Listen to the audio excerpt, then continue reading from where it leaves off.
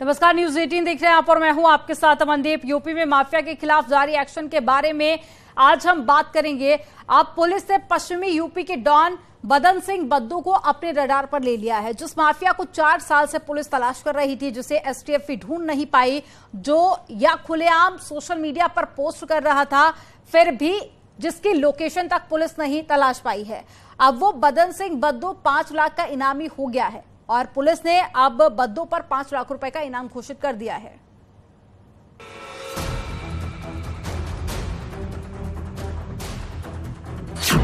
हाथों में लाखों की घड़ी, आंखों पर हजारों का चश्मा, बदन पर लाखों का सूट, पैरों में महंगे महंगे बूट। ये कोई फिल्म स्टार नहीं है, ये बिजनेसमैन भी नहीं है, सफेद पोश भी नहीं।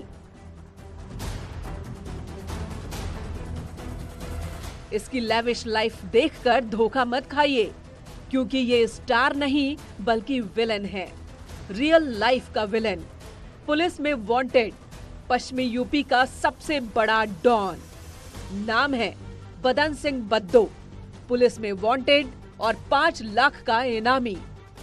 अब आप सोच रहे होंगे कि इस माफिया की बात भला आज क्यों हो रही है, तो वजह भी जान लीजिए। यूपी पुलिस ने बदन सिंह बद्दू पर इनामी राशि बढ़ा दी है। बद्दू अब 2.5 लाख का नहीं 5 लाख का इनामी हो गया है। यानी पुलिस या पब्लिक जो भी इस माफिया का सुराग देगा, सरकार की ओर से उसे 5 लाख का इनाम मिलेगा। बदन सिंह बद्दू पे पूर्व में 2.5 लाख का इनाम चल रहा था। 2019 में कस्टडी से फरार है, जिसके विरुद्ध हम लोग लगातार गिरफ्तारी के प्रयास भी कर रहे हैं। प्रस्ताव की धनराशि को बढ़ाकर 5 लाख करने के संबंध में जनपद से प्रस्ताव भेजा गया है। जैसे अनुमोदन प्राप्त होता है आपको अपडेट करा जाएगा। यूपी में माफिया पर कहर बनकर टूट रही यूपी पुलिस के निशाने पर अब पश्चिम का सबसे बड़ा माफिया है। लेकिन संकट ये है कि पुलिस को न तो बद्दू की लोकेशन पता है और न ही किसी के पास उसकी लेटेस्ट तस्वीर। सवाल ये है कि पुलिस अगर इस माफिया को पकड़ेगी भी तो कैसे? उत्तर प्रदेश का टॉप मोस्ट माफिया बदन सिंह बद्दू 5 लाख का इनामी हो चुका है। उत्तर प्रदेश सरकार ने पहले 2.5 लाख का इनाम घोषित किया और अब उसे 5 लाख का इनामी बना दिया है। बेहद स्टाइलिश और डॉन बदन सिंह बद्दू 4 साल पहले मेरठ से फरार हुआ था, लेकिन ना तो पुलिस आज तक उसका रेड कॉर्नर नोटिस जारी कर पाई है, न ही ये पता लगा पाई है कि बदन सिंह बद्दू देश में है या फिर विदेश में। वो माफिया जिसका सुराग यूपी पुलिस नहीं तलाश पाई, जिसे तमाम एजेंसियां तक ट्रेस नहीं कर पाई। वो माफिया जो आज भी सोशल मीडिया के जरिए पुलिस को चुनौती देता है, व्यापारियों से रंगदारी मांगता है। क्या इनाम बढ़ाकर 5 लाख किए जाने के बाद पुलिस उसे गिरफ्तार कर पाएगी? ये सवाल भी अपने आप में उठ खड़ा हुआ है। हमारी साइबर टीमें लगातार काम कर रही है, जैसे कुछ अपडेट होगा भेज दिया। 5 लाख के इनाम की सर कोई वहाँ से जानकारी लगी है? ये बताया गया है कि शासन में हो गया है स्वीकृत? अभी हमारे पास इस संबंध में कोई ऑर्डर प्राप्त नहीं हुआ, जैसे ही प्राप्त होगा आपको अपडेट करेंगे। यूपी का टॉप मोस्ट माफिया बदन सिंह बद्दू 5 लाख का इनामी है और पिछले 4 साल से फरार चल रहा है। साल 2018 में एक होटल में पार्टी के दौरान पुलिस को चकमा देकर फरार हो गया था। तभी से एसटीएफ और दूसरी एजेंसियां बदन सिंह बद्दू को तलाश रही हैं। कभी ट्रक ड्राइवरी करने वाले बदन सिंह बद्दू की कहानी बड़ी फिल्मी है। ट्रक ड्राइवर का बेटा जरायम की दुनिया में कदम रखते ही रातों रात करोड़ों का मालिक बन गया। वो पूर्व डीजीपी ब्रिजलाल को अपना सबसे बड़ा दुश्मन मानता है। पुलिस भले ही बद्दू को गिरफ्तार न कर पाई हो, लेकिन उसके दर्जनों ठिकानों को ध्वस्त किया जा चुका है। तमाम जमीनें कुर्क की गई हैं, लेकिन 5 लाख का इनामी बद्दू बीते 4 साल से पुलिस के हाथ नहीं लगा है। Bureau report, news 18।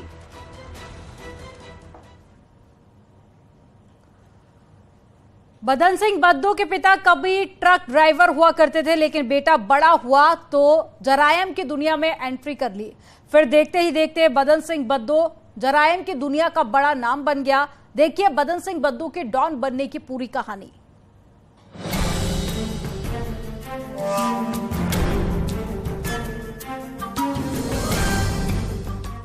1970 का दशक। बद्दू अपने पिता चरण सिंह के साथ पंजाब के जलंधर से मेरठ के बेरीपुर में रहने आया। परिवार गरीब था, जिंदगी जीने के लिए रोजगार की जरूरत थी। बद्दो के पिता बतौर कार और ट्रक ड्राइवर काम करने लगे और फिर कुछ दिनों बाद खुद एक ट्रांसपोर्टर बन गए। 7 भाइयों में सबसे छोटे बद्दो ने ट्रांसपोर्टर के व्यवसाय से जुड़ने के लिए अपने पिता और बड़े भाई किशन सिंह से सलाह ली और इस धंधे में उतर गया। एक और परिवार में बीमारी और हादसों की वजह से एक एक कर इसके 6 भाइयों की मौत हो गई, तो दूसरी ओर बद्दो ट्रांसपोर्ट व्यवसाय की वजह से अपराधियों से मेलजोल बढ़ाने लगा। बद्दो 1980 के दशक में जब 30 साल की उम्र में था तो मेरठ के मामूली बदमाशों के साथ मिलकर उत्तर प्रदेश की सीमा के आर पार शराब की तस्करी किया करता था। शराब की तस्करी के साथ ही वो अपराध की दुनिया में उतर गया। सिर्फ मेरठ में ही नहीं बल्कि पूरे उत्तर प्रदेश, दिल्ली, पंजाब, राजस्थान और यहाँ तक कि आंध्र प्रदेश में भी अपराधी गतिविधियों में शामिल होने लगा। बद्दो की जिंदगी में एक बड़ा मोड़ तब आया जब पश्चिमी उत्तर प्रदेश के कुख्यात गैंगस्टर रविंद्र भूरा ने उसे अपने गैंग में शामिल किया। 1996 आते आते जब उसने वकील रविंद्र सिंह की हत्या की, उस वक्त बद्दो पश्चिमी उत्तर प्रदेश के बड़े आपराधिक गिरोहों से जुड़ चुका था। शराब की तस्करी से शुरू कर उसने जल्द ही लग्जरी कारों को चुराकर बेचने और विवाद के समाधान के नाम पर महंगी संपत्तियों पर कब्जा करने में महारत हासिल कर ली। बद्दो का आपराधिक दबदबा काफी कुछ उत्तर प्रदेश के अन्य गैंगस्टरों से उसके गठजोड़ की बदौलत था। रविंद्र भूरा की 2007 में हत्या हो जाने के बाद बद्दो ने मुजफ्फरनगर के कुख्यात बदमाश सुशील मूछ से हाथ मिला लिया। बदन सिंह बद्दो और सुशील मूछ का भी गहरा नाता है। कहा जाता है कि एक जेल में रहता है तो दूसरा बाहर। इनके बारे में ये भी कहा जाता है कि दोनों मिलकर वेस्ट यूपी में जराइम का धंधा चलाते हैं। आजकल बदन सिंह बद्दो फरार है और ऐसे में सुशील मूछ पुलिस के रडार पर है।